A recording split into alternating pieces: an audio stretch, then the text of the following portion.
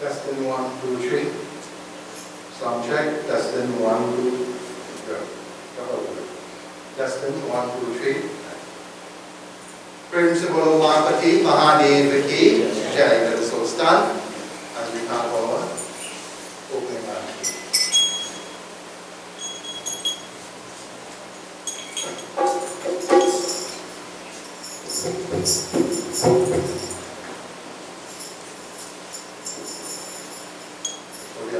Here in this very sacred month of Shravan to perform devotion to Bhagavan Shiva through the medium of a Yagya. So let us try to make the most of the opportunity we have from this kind of gathering. So as the arati is being performed, what you are supposed to be doing within your mind, you are supposed to see Bhagavan Shiva in front of you and you are doing his arati, while they do the physical arati over here. Okay? The offering of light represents the dispelling of all darkness, all obstacles, all troubles, all difficulties. That is what your arati really does. It is done in a clockwise manner, so it shows that there is evolution, there is progress, there is success. And furthermore, it identifies you're offering light of the supreme light. So you're offering your soul, the Atma, onto Paramatma. So that is the symbolism and the importance of the arati.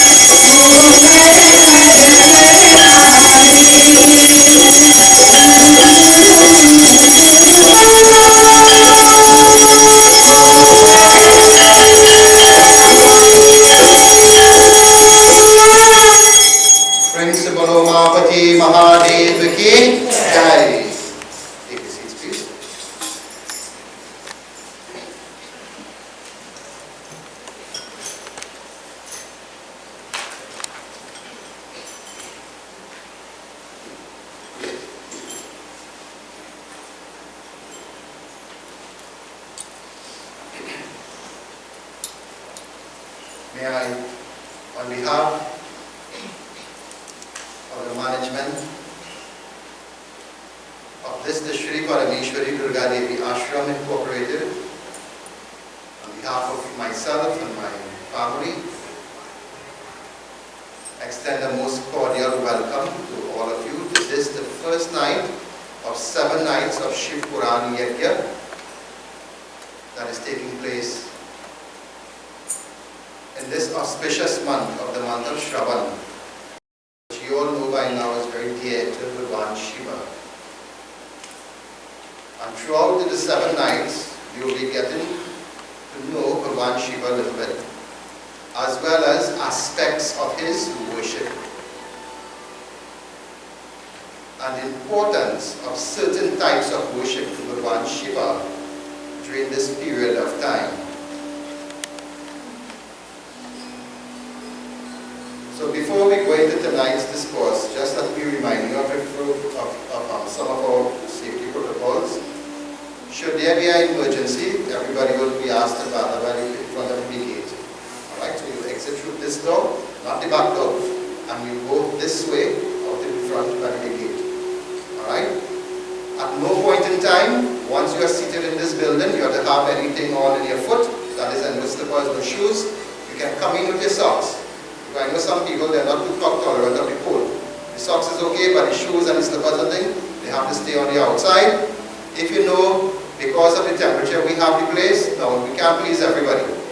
You're free to wear your sweater and your jacket and things. Make yourself comfortable then. Okay? Also, absolutely no eating or drinking inside here. Whether you're a baby, adult, if you have a medical emergency, excuse yourself and go on the outside. The exception to those will be those on stage and those conducting the pujas. Okay? Please put your phone on silence. Do not let it disrupt anything that is going on here. Okay? If you must take a call or you make a call, excuse yourself and go on to conduct your business. Okay? So put your phones on silence once we start our official program. Okay? So let us, at this point in time, sit upright. Let us clasp our hands together, close our eyes, bow our heads as we commence tonight's devotion. As customary, our Shastras teaches us at the beginning of anything, we pay obeisance to Bhagwan Ganapati. He who is the giver of success, the remover of all obstacles, and is always first and foremost among the host of the Devatas. We seek the blessings of Devi Saraswati, through whose grace the knowledge is given to us. We seek the blessings of our Reverend Guru. The Guru is the one that stands as ambassadors of God upon the face of the earth.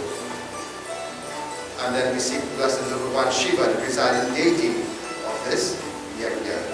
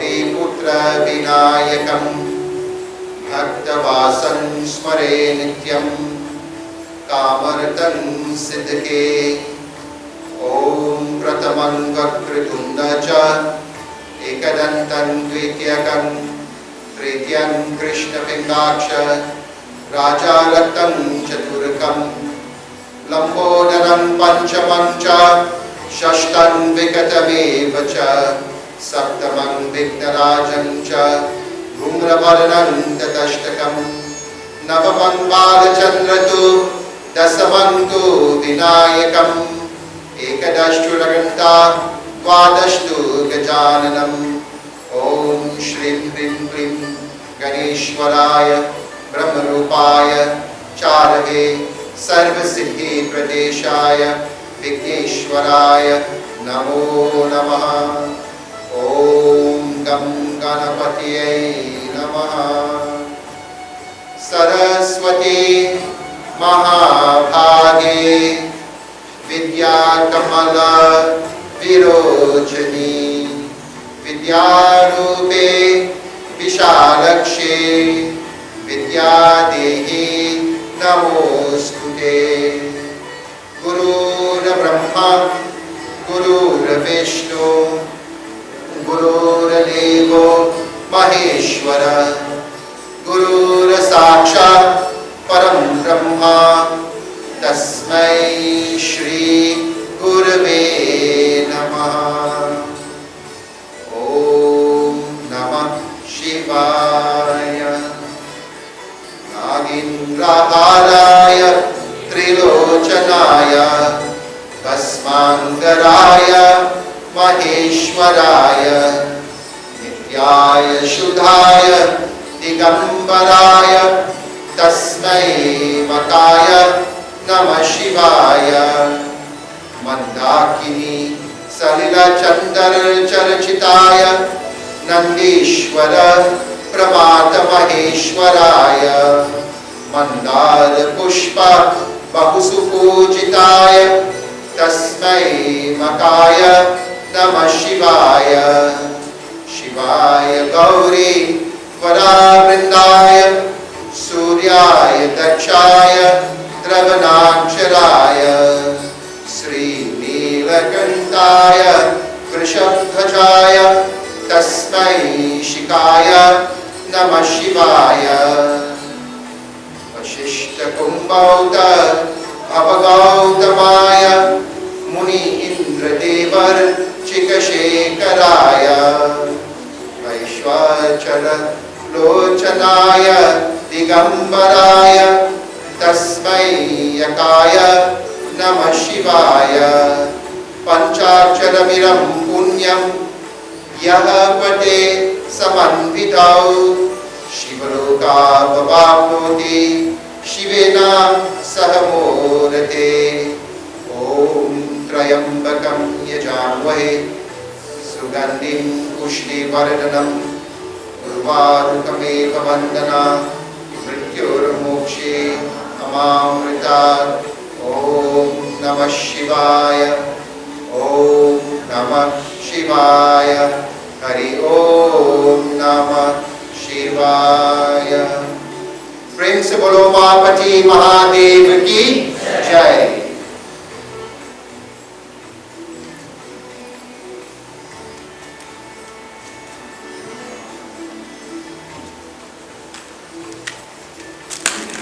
We are gathered here to perform Shiv Puran Yagya. Lord Shiva is a deity that is worshipped by most of us, or by all of us in some form or the other. For some of us, he is our favorite deity. He is our Ishniruta, as we would say. What do you know about Lord Shiva? If I were to ask you, who are you? What will you tell me?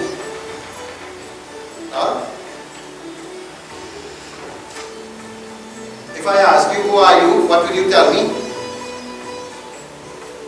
First of all, you'll introduce yourself by way of your name. Isn't that so? Then depending on your status, you tell me, well, what position in society you hold. Okay? And then depending on the line of questioning, the introduction goes on. Okay? And it is necessary and customary to know something about someone or something that you're interacting with. That is human nature. That is only natural. If you don't know who you're talking to, and you will have a degree of reluctance and hesitation interacting with that individual, so to form that relationship with God, it is necessary to know God. And how do you get to know God? You build a relationship with Him, right? And how do you go about building that relationship with Him? Well, that part of the question, we'll take the next 7 nights to answer that. Okay? So tonight is the introduction. You'll get to know some information of the identity of Lord Shiva. Now, Lord Shiva, in some of our scriptures, He's described in negative terms. Alright?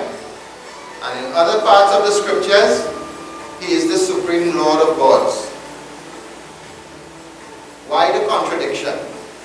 If you were to look at the Trinity of Brahma, Vishnu, Shiva, and as well as other manifested forms, and where you are seated, you are very lucky to have visual aids in front of you, right? So all this is full of quality, so you can look around and see what we are talking about. Okay? If you look at the physical form of all of the manifested forms of divinity, you will see some degree of opulence in them, some degree of royalty in them. Isn't that so? But when you look at Bhagwan Shiva, what do you see? You see simplicity, right? You see someone who is not who doesn't appear to be of royal descent. Unlike Lord Vishnu and the other devatas, Bhagwan Shiva doesn't wear a crown on his head. Or very rarely he wears a crown on his head. What does he wear on his head? The devatas, they would have crowns of gold. What will Lord Shiva have in his head? Huh? He will have snakes in his head. Right? His hair will be tied up in a jata on top of his head. He will have a crown of head with a head with a crown. His crown is made out of hair, and it is molded with, tied up then with the snakes. Sometimes you see the Rudraksh beads on it. Compare that now to the other deities. You will see the crown of gold studded with different jewelry, and it is well worked up. Fine ornaments. Isn't that so? So why the contradiction? Tonight we'll discover from the Upanishads the identity of Bhagwan Shiva. Now the information that you'll be getting here tonight is not limited to what I'm about to tell you. Vedas concluded that you will have to be reborn many, many times to learn about Bhagwan Shiva, and those lifetimes will not be enough. Okay? So then how I could do that in just a few minutes we have here tonight. What I can do is get the process started. I give you some relevant information so that when you sit in your puja room or in your little mandir at home and you look at your prayer altar, either the pictures or the murtis that you have here, and your gaze fall upon the form of Bhagwan Shiva,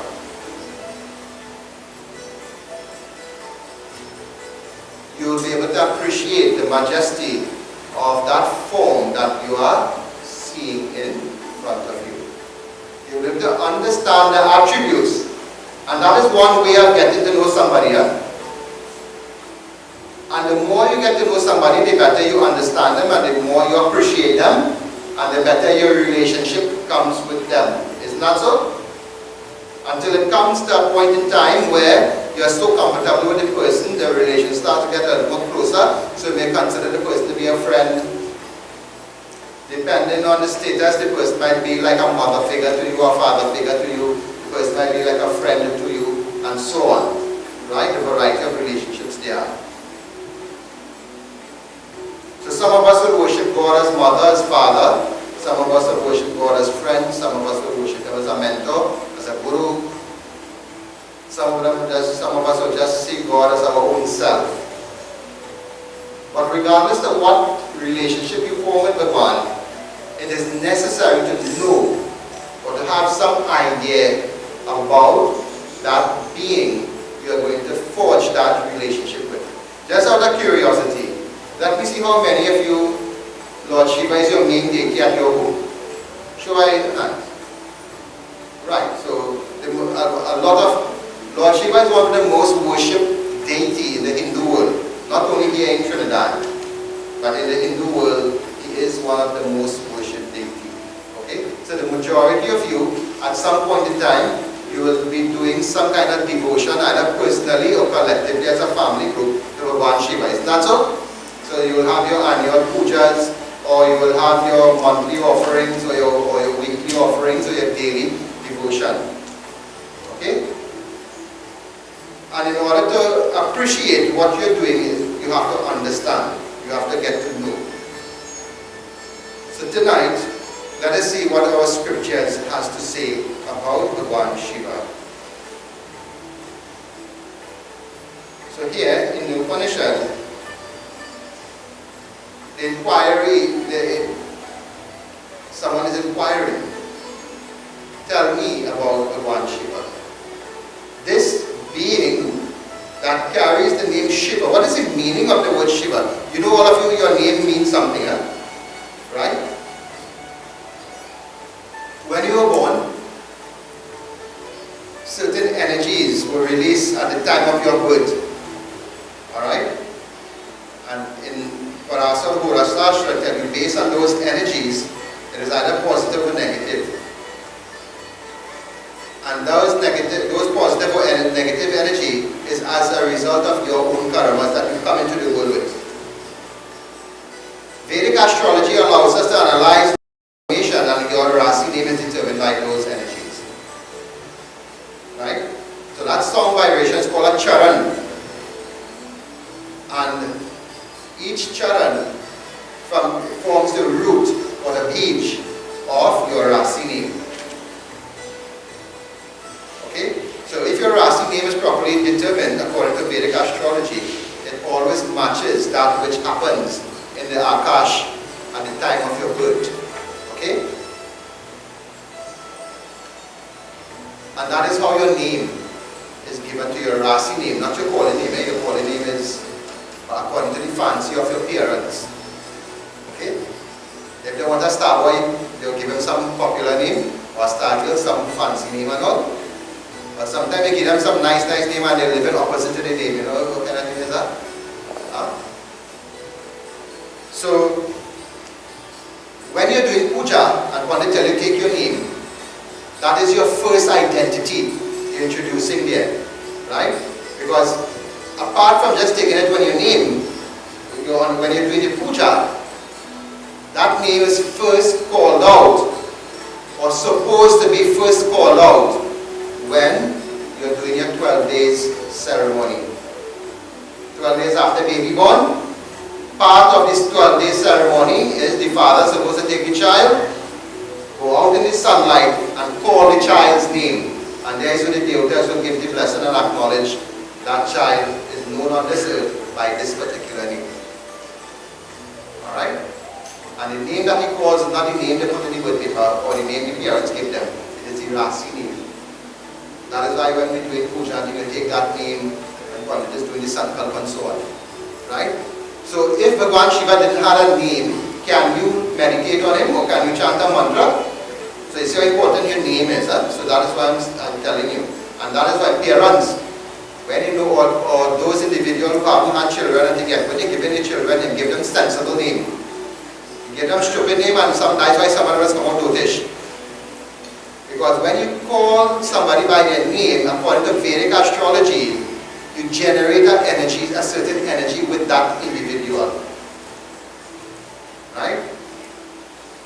So the more positive and the name is, the more positive the energy flows with them. That is why sometimes when the gurus perform initiation, they will change people's name and give it a more according to the planet they're born. Alright?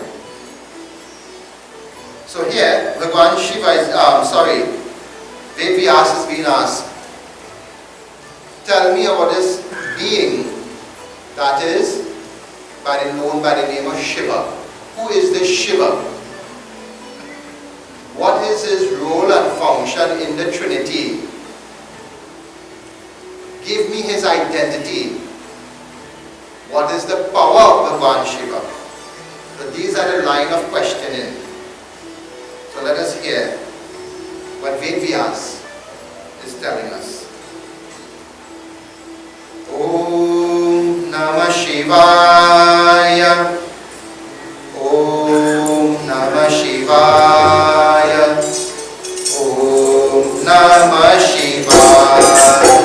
Om Namah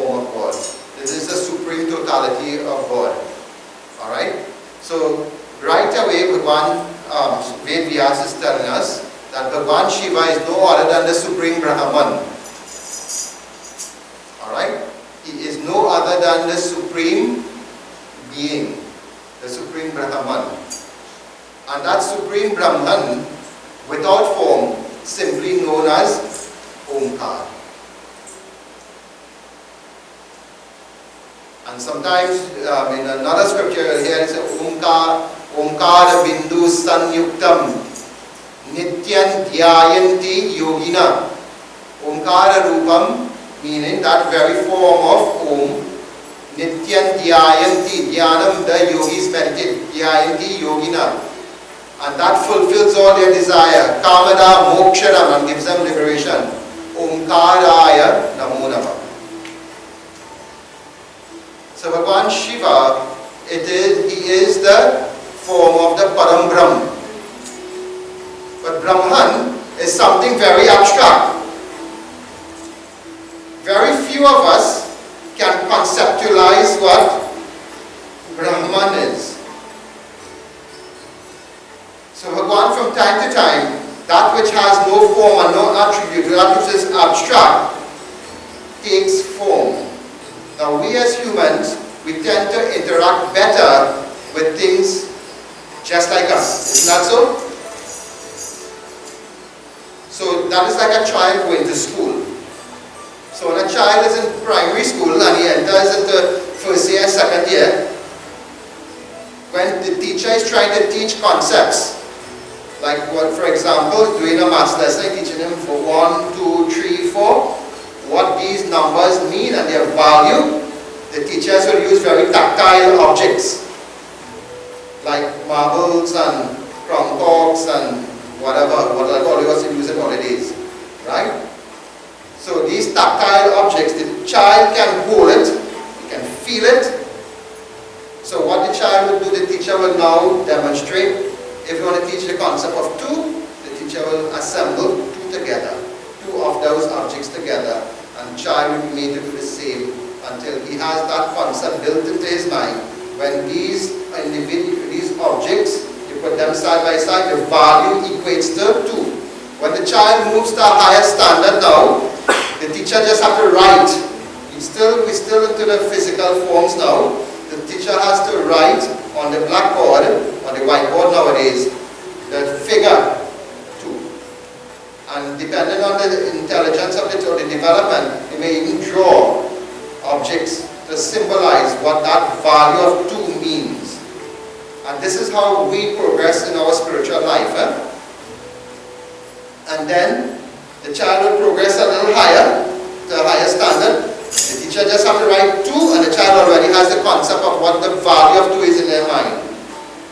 Until he goes to the higher standard now, the teacher just says 2. They no longer have to write it. At your age, do I have to write number 2 for you to know what 2 is? But you know the value of 2, you know what it looks like, and you know its placement in, if you see it amongst other numbers. Isn't that so? Right, so but to reach there, you have to do what the child have done from infants. That is how your spiritual journey takes place. Right, so you use tactile objects like these murtis in the beginning to form relationships. And these murtis represent abstract concepts. So they will have a certain truth embedded in them, abstract truth embedded in them, but the physical appearance is what you relate to. Now that is where the Guru will come to help you deduce. Just as how the teacher will assemble 2 objects or draw, write in number 2 for the child to understand. That is where the Guru comes and teach you what the symbolism and the place value of that represents. And that is where your sadhana takes you now. Okay? So this idea of Brahman, it is an abstract idea, it is an abstract concept, but it represents God in its totality. Brahman has no physical feature. It is just pure energy, pure consciousness that exists. In order for that energy to do something now, it has to mingle with Shakti, Prakriti, and there is where form takes place. And once the form starts to appear, the form appears in the various physical forms that we have. So, Ved Vyas is telling us, this Brahman is known as Omkar without attributes. It is pure consciousness. And it is this same Omkar, at certain point in time, will become manifested divinity and expresses that Satchitananda, that pure consciousness state, as Shiva. What is the meaning of the word Shiva? I just told you, the meaning of your name is important. What is the meaning of the name Shiva? And here, Shiva doesn't mean the deity. When Brahman becomes Shiva in the Upanishads, the Shiva here does not mean Lord Shiva who you is worship. What is the meaning of the word Shiva now? Huh? Shiva means the auspicious one. Okay? So when we talk about God as Shiva, we are talking about a supreme being who is all auspicious.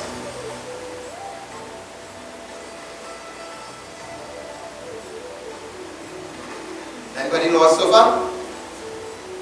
So let us see again. We have the consciousness of Brahman. It expresses itself as Omkar, and from Omkar now it starts to take form. Right? And that form expresses itself as Shiva. That Shiva, that meaning of the word Shiva means the auspicious one. Okay? When Bhagavan Shiva first appeared in the human-like form, how did he appear? What form did he have? Now when you're reading the Vedas, you'll hear the word Rudra. Right? When you're reading the Upanishad, you'll hear there's a distinction between Rudra and Shiva and Sadashiva. Alright? Shiva means simply the auspicious one. When Bhagavan Shiva comes in all his glory, he comes as Sadashiva with the 5 heads. Alright? That is the form of Shiva that brings the creation into existence. The form of Rudra is the functional aspect of Shiva that mingles with this creation. Sadashiva doesn't mingle with this creation. He remains in a state of bliss. He is responsible for the creation, but he doesn't mix with the creation. Sadashiva. It is the Rudra form of Shiva that is the one-head form of Shiva. Then, to simply put it for you to understand, the one-head form of Shiva, which you all the murtis and the pictures that you are accustomed seeing, that is the form of Shiva we talk about in the Vedas as Rudra. And that is the form of Shiva that executes the will of Sadashiva then. Okay? So when Bhagavan Shiva is with that 5-head form, he is just a representation of the supreme power of the Brahman, of the supreme Brahman. Okay? There is no form that can exist higher than that 5-head form of Shiva. Okay? And what are those aspects of Shiva? Now each deity presides over something. What does Lord Shiva presides over? If I ask you what does Lord Shiva preside over, what do you tell me? Is he God of what? Come on, speak up. Is he God of destruction, right? That is not totally correct, but it is not wrong neither. So if you were to reflect on what I just told you, Bhagavan Shiva doesn't get involved with the creation. That is Sadashiva. Rudra gets involved with the creation and he executes the will of Sadashiva. Alright?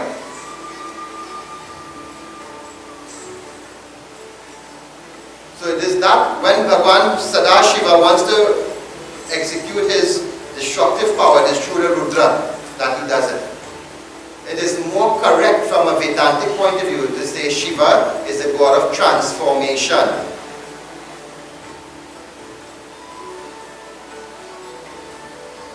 And so, when we talk about transforming sometimes, to reform something and transform something, you must put an end to old habits and old traits and so on. Isn't that so? And how do you put an end to those things? There are 2 ways. Our Shastras teaches us to protect dharma and to progress and to evolve. There are 2 methods that are used. And Bhagavan Shiva utilizes these 2 methods. There is one that you do through as Shastra. Shastra means what? What is Shastras? Books. So, transformation takes place by what you just get from books? Knowledge. Right? That is the first and the foremost method. Right? In order to transform someone or something, knowledge is power. I'm sure you all heard this say knowledge is power, right? And what is the other one that is mentioned in our scripture? So we have Shastras and then we have Shastra. What is a Shastra? Huh? What is Shastra? You'll see it in the hands of all of our deities. Weapons. So sometimes when transformation cannot take place by education, force is necessary. Right? And that is the two ways Dharma is protected. Through educating, and when that fails, then forcefully you transform by removing that which is an obstacle. So it is a Rudra form of Lord Shiva that executes that aspect of it. That is why when you see him in a Nataraj, it is encapsulated, it is always encased in a ring of fire. That fire has two functions. What is the function of the first function of fire? It illuminates, isn't that so? And the second function of fire is what? Burning, destroying, right? So that is the function of them. So that is this two meaning of that ring of fire around the Nataraj. He's giving you the option to reform yourself, to transform yourself, to evolve through the knowledge, the luminous aspect of the flame, or to be consumed by the fire.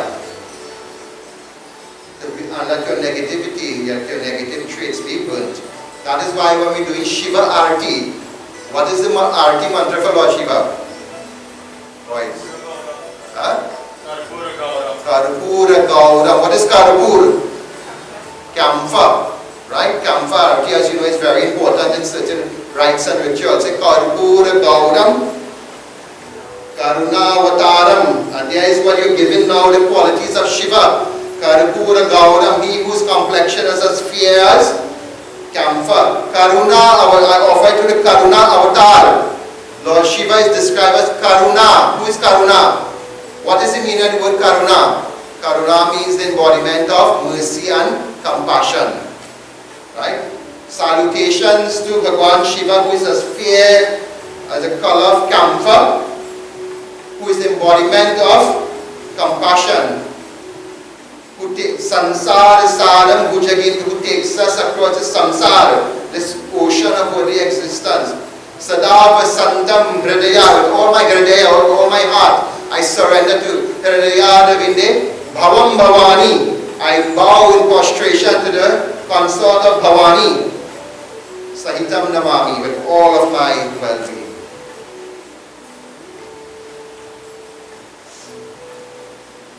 So that is why when you do arti, you stand as a sign of respect.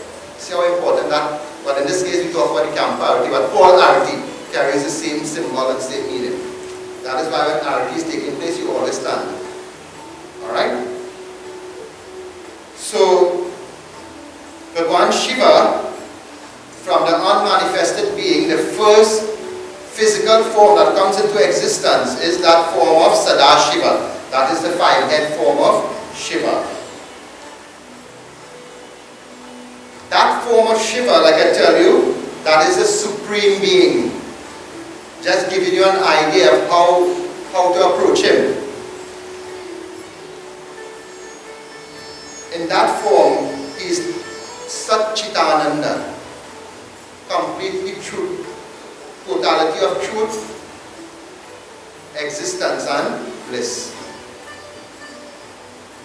This form of Shiva, he executes his fivefold function. And what is the fivefold function of Bhagwan Shiva? Let us hear.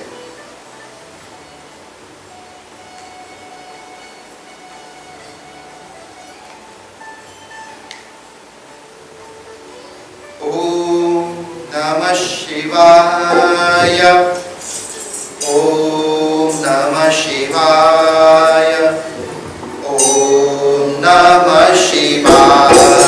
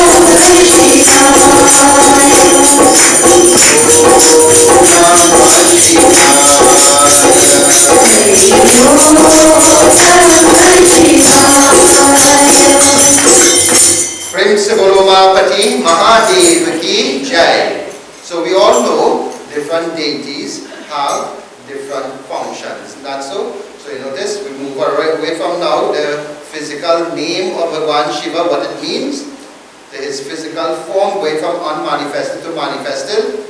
Like I told you, just as if you are coming to me for the first time and you're introducing yourself, you tell me your name, who you are. Isn't that so? And then you start to tell me a little bit about yourself. So now, having known about yourself, we are going to discover what is the function of Shiva, so you get to know him a little better. So all this is part of the introduction. So Vedyas is saying, Sadashiva has 5-fold function. So we know Lakshmi Mata is a goddess of wealth, so she presides over wealth and resources and so on. Saraswati Devi, she's a goddess of knowledge. So we know when we want success in our knowledge, our education, we worship her. Isn't that so? When we are facing troubles and different obstacles in our path, no matter what we do, we get blockages, and who do we worship? Bhagwan Ganesh. So we all know these things, all the deities have. But what is the function of Lord Shiva? So many Shiv devotees, what is his function? Why do you worship him? You worship him because the mother tells him to worship him, man. But that's how most of our leaders operate. You see the old people do something and you just follow suit and do it. And sometimes that's how you just get yourself in trouble. Right? So what is the 5-fold function of Lord Shiva? So if you look at this form of Sadashiva that we have on the altar, you will see those 5 faces. And those 5 faces tells us how many of you have this book. We have it on sale here. So if you don't have it and you want to get a copy, some of the information I'm telling you is here. Okay? So the 5 faces of Lord Shiva, each one of them have a different name. Because from time to time, the one Shiva will separate them into individual and they will have individual identity. Right? So starting from the right going to the left, you will have the first face is Ishan. Then you have Tat Purushad, then you have Vamadev, then you have Aghora, and then you have Sadhyo Jata. So these are the 5 names of those 5 heads of Lord Shiva. Alright? And these 5 heads, Bhagwan Shiva uses the attributes of these to perform his 5-fold function. And what is his 5-fold function? Remember, as Sadashiva, he's the Supreme Lord. Alright? So as the Supreme Lord, his first role is to bring the creation into existence. Alright? So his first function of Shiva is to create. Alright? And that is why I made the point earlier on. In order for progress to take place, sometimes destruction is necessary. Alright? That is why in the Upanishads, Bhagwan Shiva is not referred to as the god of destruction, but rather the god of transformation.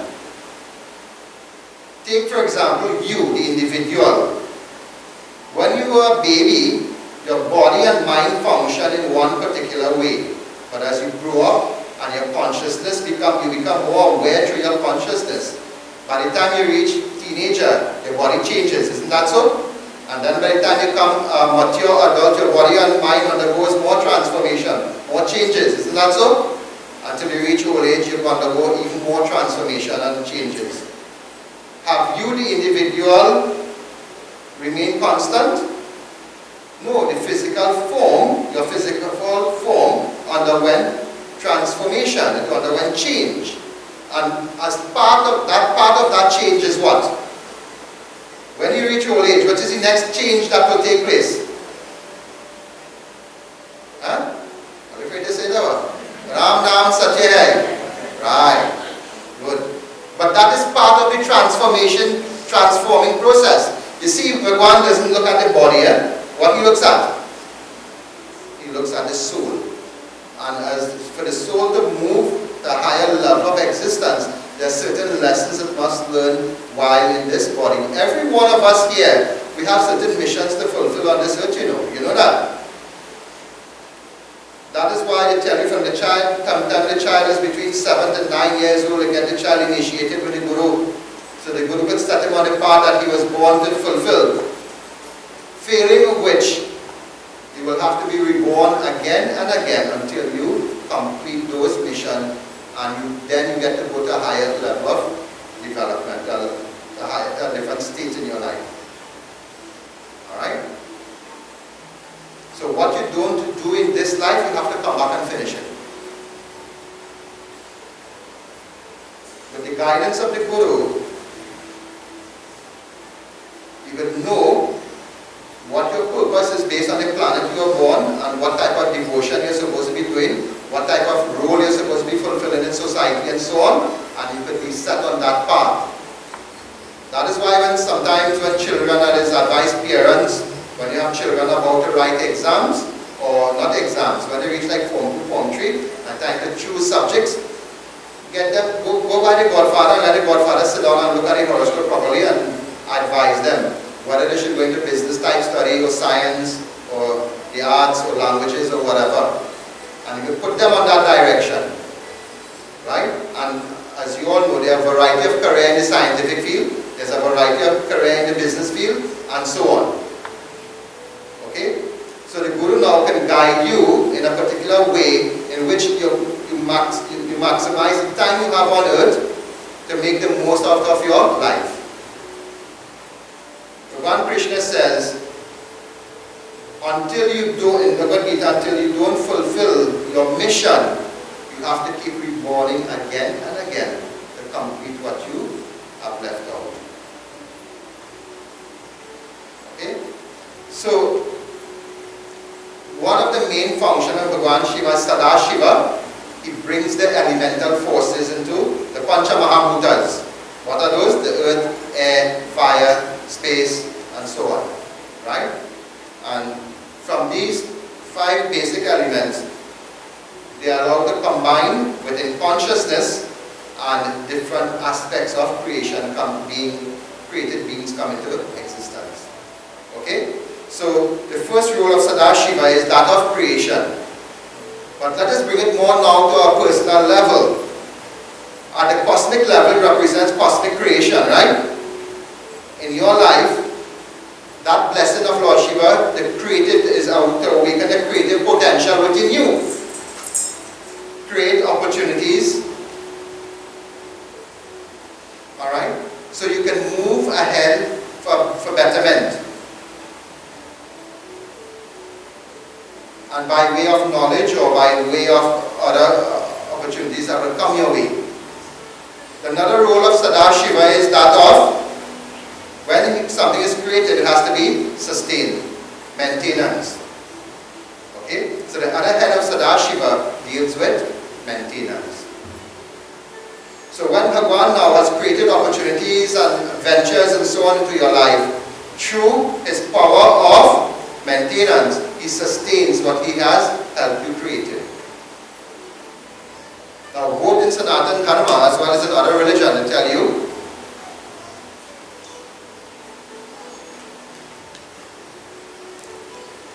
God only help those who help themselves. So sometimes we look at a person's horoscope or we look at a person's at a certain stage in their life and they have, and we see that they are not accomplished. And when you listen to about the story of their life, how it unfolds, they get distracted at certain stages in their life. For example, students nowadays, one of the biggest failings of our students is the distractions by way of social media. You know that, right? Everything now is phone. In we days, we used to get curtailed to come inside the house. We playing too much on the outside. Nowadays, you have to make sure to go outside the house a little bit. Huh?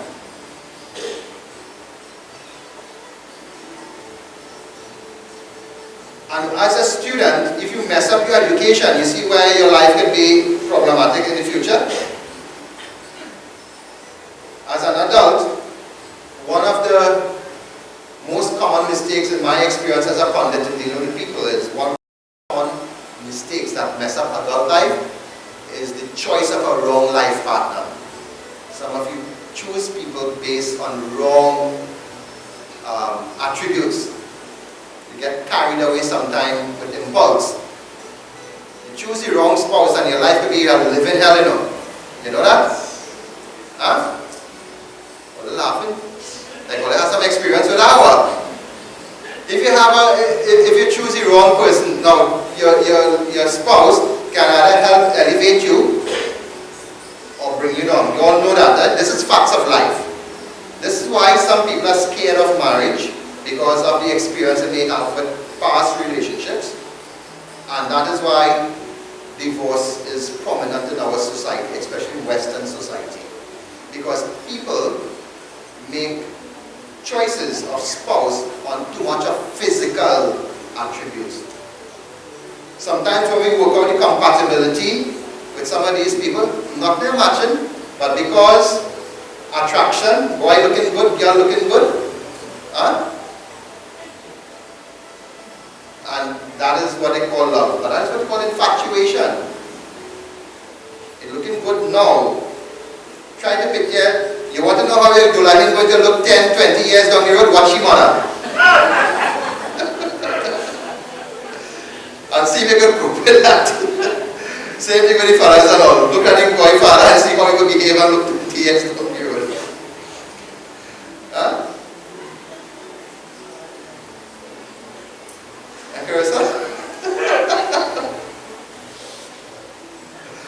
So,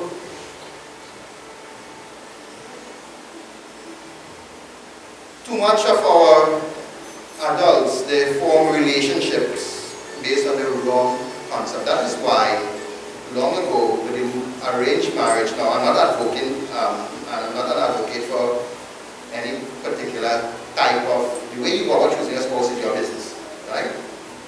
But facts will be facts. And facts is something stubborn, it will not go away. When we had the arranged marriage system, no matter what troubles and difficulties the couple had, it never ended up in separation to the extent in which it happens today, you know. Right? There was to somehow work through it, and that's because the network they had around them, the extended family, they had the experience what to guide the younger ones through that. Today, what everybody want want their own house and they want their own car and they want their own everything. And when they need to get advice and things now, they go to the wrong people for advice. I just keep telling some of these young children, be careful what you put on social media. It may be deleted from your device. That doesn't mean to say you're deleted from the internet. And nowadays, when you go to seek employment, some of these companies that pull up your social media history and they look at it. I have had the experience where about 11 years ago, when the internet was now starting to become popular in Trinidad, well, it happened just a few years ago, 11 years ago, somebody puts a set of stripperness on themselves on the internet, right? The girl come and get married now. You know, Facebook has had this idea of posting your memory ever so often. It pop up as a memory, she husband see it, and bam, they divorce. Right? Be careful what you put on social media. Okay? So, what one creates, he puts things in place to sustain it. And that sustenance has to come through your effort. God helps those who help themselves. Alright? Another role of Sadashiva is that of destruction.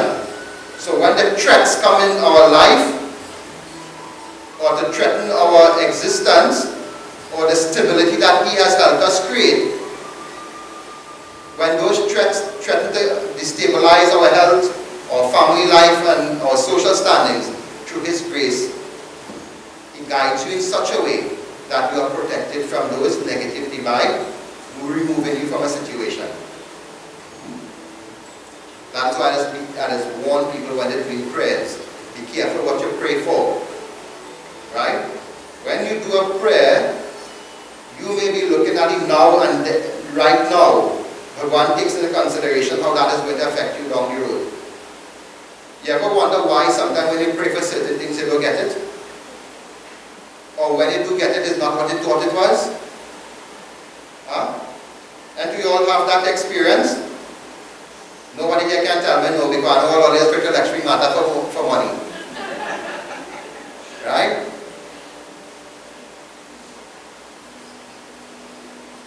One is a limitation because of your karmas. You're supposed to get certain results and you are either supposed to enjoy certain things or be denied of certain things. So your karma, you come into the world, has a lot to play with that. But when you do get it, sometimes, if karma is not a factor, sometimes you pray for it and you're not getting it because that is God's way of protecting you. Because you see, by giving it to you, your ego is going to get you into trouble. Or that which is, if He gives it to you, at some point in time it will become a problem, either in your personal development or in your spiritual life. And there's a very nice katha in Vishnu Puran when Naradaji was denied by Lord Vishnu a certain blessing. We'll get to that at another time. But it happens even with the sages and saints. Alright? So sometimes when you pray for certain things and it's not happening, don't vex with God. It could be that the will of God is protecting you by destroying an obstacle, a potential threat into your life. So the responsible thing now is to sit down with your Pundit and tell your Pundit, you're doing this type of devotion and you want to achieve this and it's not happening. He will look at it now and see if it's a karmatic problem, if you're doing the right thing and the way it is supposed to be done, or it is simply the will of God. Alright? So sometimes these young fellas and these young girls, more get with them young girls. Baba, I really like this boy, you know. I'm doing everything but he want to like me back. Help me now. I said, girl, go and study your book now, man. Get a job first.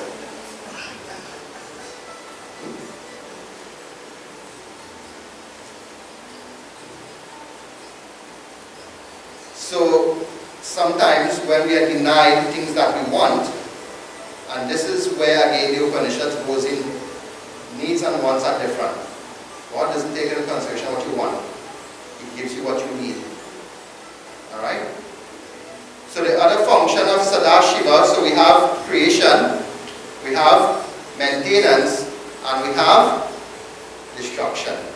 Alright? So the destruction that we are talking about is not like mashing up everything. At a cosmic level, it may represent that to some extent, and sometimes it will be harsh. That is why I told you earlier on, one knowledge can destroy. It destroys negativity, it destroys ignorance by bringing enlightenment. And when that fails, well, then you have the harsh method where the shastras are employed. Okay? Then you have the elusive power of Lord Shiva, the Shiva Maya. Now you may ask yourself, if God wants you to come closer to you, why does He veil you in Maya? How many of you could remember your past birth? None of us here can do that, eh? There are some highly evolved yogis and very few that has that ability. Alright? Even when you come to us Pundits, we are very limited what we could use the patra to tell you where that is concerned. Alright? But that a bit, okay, Vishnu Puran, Bhagavad Puran tells you that when you are in your mother's womb, you perform a lot of devotion. You know that? Because of what the soul experiences as the body starts developing, the body of the fetus, the soul, because the child is still unborn, right? So he doesn't have he's not independent. That soul starts to call out to Lord Vishnu to the extent that Vishnu Bhagavan appears to him.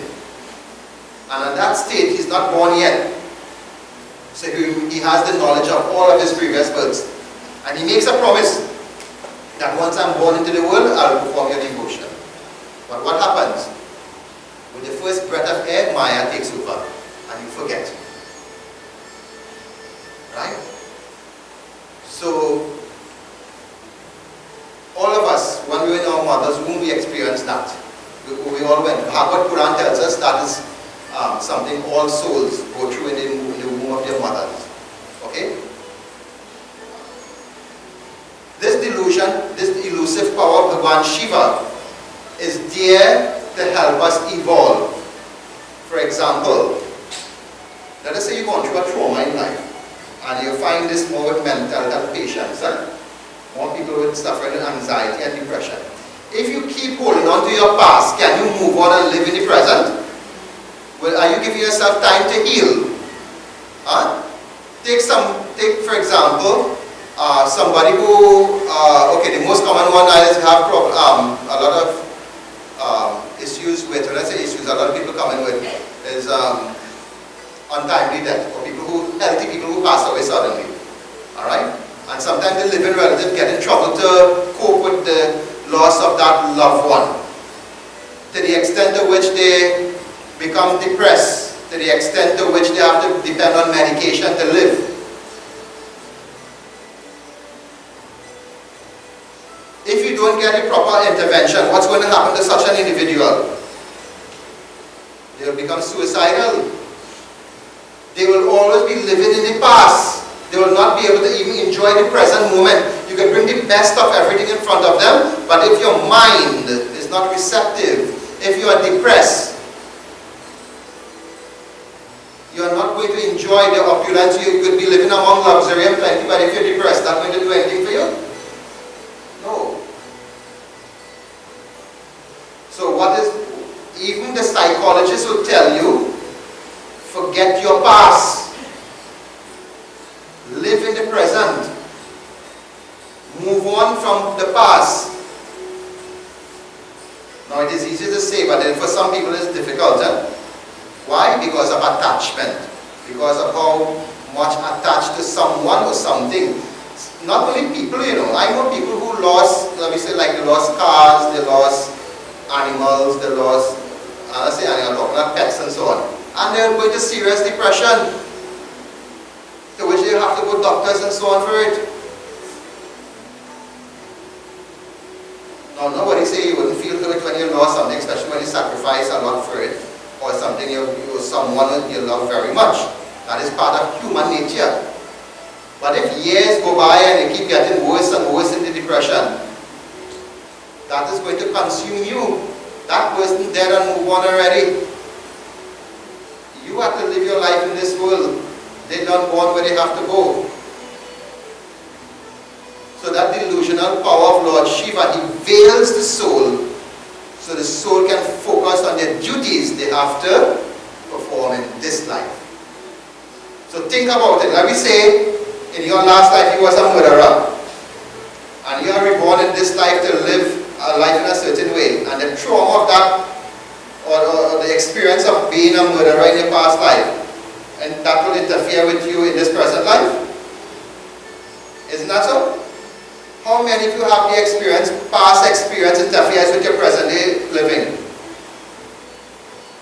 Nearly all of us have that. And you just make the comment, I wish I could go back and live in a different way, or undo things, or not do certain things the way I did it. And all our leaders say that at some point in time? Right. So you all know what I'm speaking about. So that delusional power of Lord Shiva is not Maya like a distract, but it's Maya to veil so you can focus. You will not have that in your memory to hold you back. So you'll be able to focus only on what you've been born in this lifetime to do.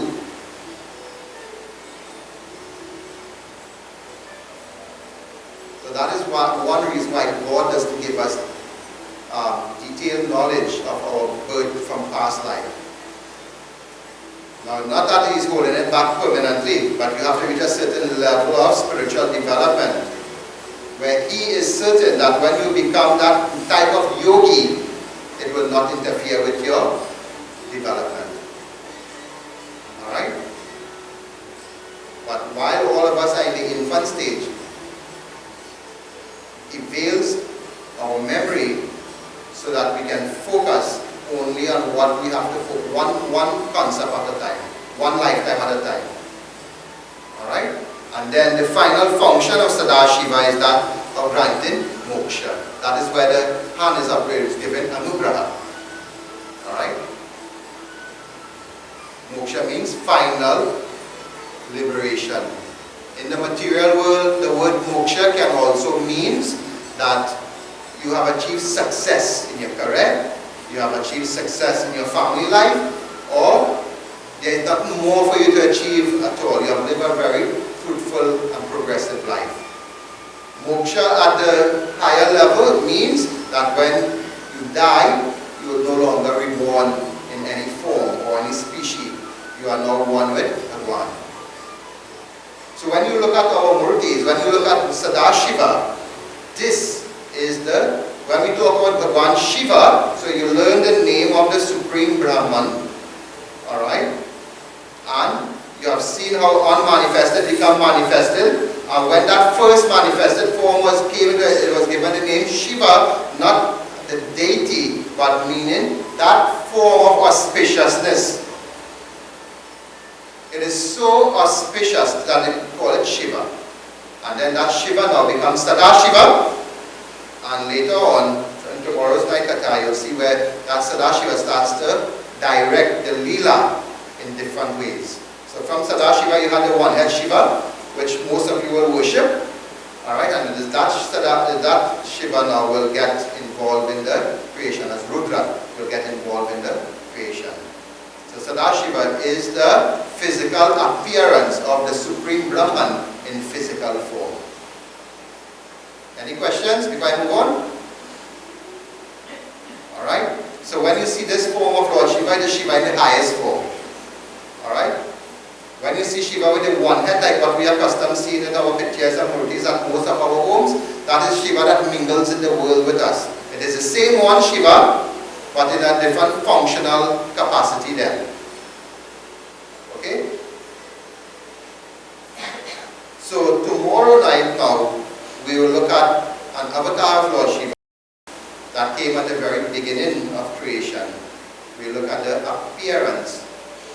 And this will now tell us some more of the qualities of Lord Shiva. Remember, I started off by telling you some of the forms of Shiva is very pleasing and auspicious, and some of the scripture described other forms as very negative. Alright? So Lord Shiva, one of the main things he does, those 5 functions, he does it in a in something that we call in a time cycle. And in that time cycle, he is known as Mahakal. What is the meaning of Mahakal? What is the meaning of Kal? Time. Kal can also mean dark, right? But in this concept, Kal means time. So who is the controller of time now? Bhagavan Shiva, but in a special form, right? You all ever wonder why time don't go backwards? And I talk about changing your clock, eh? Huh? Time don't stand still and it don't reverse. That could never happen, right? There are two deities that preside that can manipulate time. There is Kal and Mahakal. Who are these two deities? We all know Mahakal is Lord Shiva. Who is Kal? Huh? He can visit all of them one day. Yeah, he coming by your house one day. Huh? Somebody said it. Yamaraj. Yamaraj is Kal. He devours everything, so he's called Kal. Time devours everything. Alright? But Lord Shiva is Mahakal. By the way, Yamaraj is an avatar of Shiva. You all know that? He's the 8th avatar of Lord Shiva. Just as how you have Ram is the avatar of Vishnu, Krishna is the avatar of Vishnu, Shiva has his avatars too. Shani, the one that all of us afraid him was Shani. Shani is also an avatar of Lord Shiva. He's the 22nd incarnation of Lord Shiva. Alright? So, tomorrow, we are going to look at another attribute of Lord Shiva as Kal, Mahakal. But the Lord, like I told you, Sadashiva he doesn't get involved, but he takes forms that get involved. So you know that Shiva is the one that you all worship on a personal level. There's another form of Lord Shiva now that is known as Kal Bhairava. And tomorrow night we'll look at the Bhairava aspect of Bhagavan Shiva. Prem se bolo Umapati Mahadev ki Jai. So you're going to see now how Bhairava, the Leela of Bhairava and his function in your life, and you will understand why. How many of us say, oh, look at kill time? Fellas, when all the line, when all say, oh, look killing time? You killing time or time killing you? Right, because every minute that goes by, you know, you're closer to your grave. Right? If Lord Brahma tell you you have 50 years to live, when that 50 years start countdown, the minute you are born with the first breath of air, do you still have 50 years to live? No. So who killing who now? You killing time?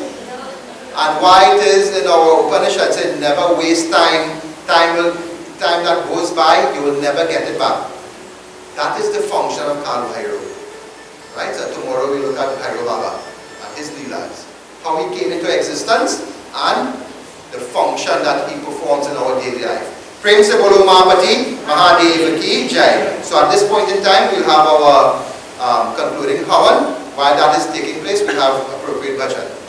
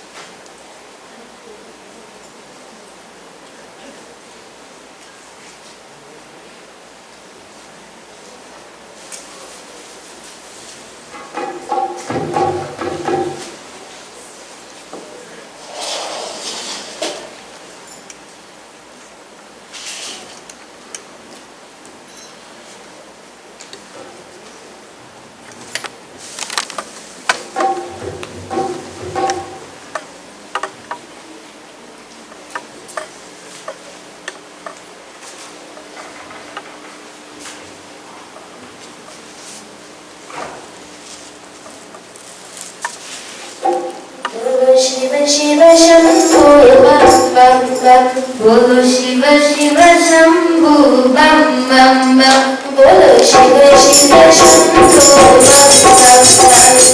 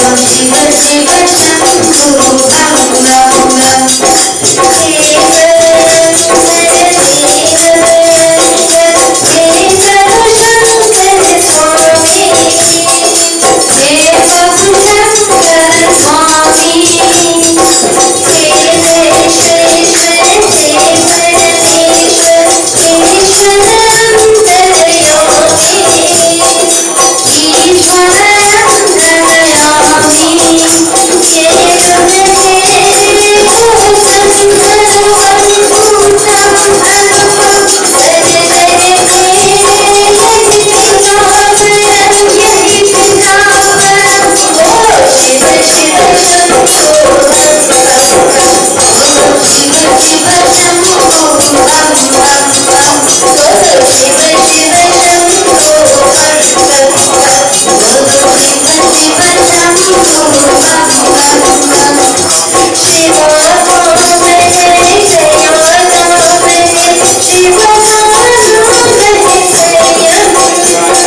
अरे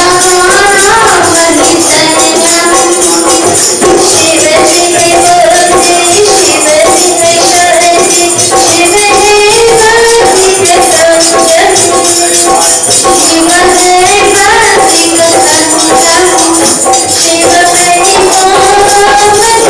ये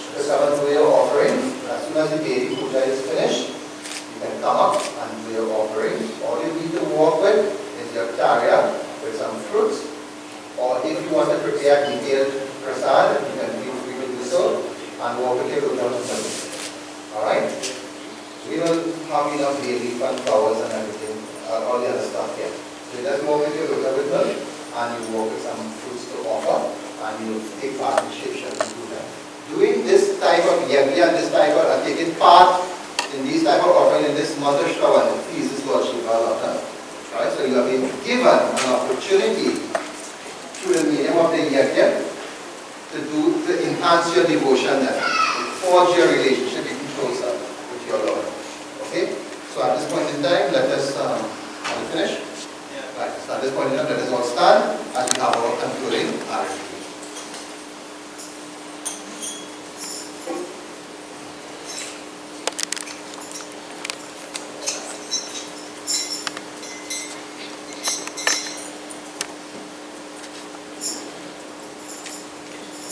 So as before, just as these devotees are doing the physical arati here, right where you are, through the medium of your devotion, your dedication, your meditation, concentrate on the one Shiva and you're waving that light in front of him. He is the supreme light, the universal light.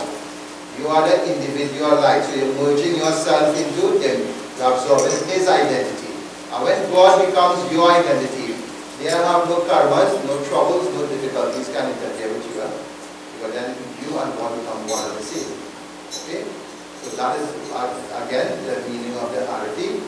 It illuminates your path. It destroys the negative karmas and the negativities around you. That is why when you do arati, when you puja, you pass the arati throughout the house to destroy the negative energy within your house, and you share the arati for others also. Okay? So let us all engage in our offering of arati. Oh,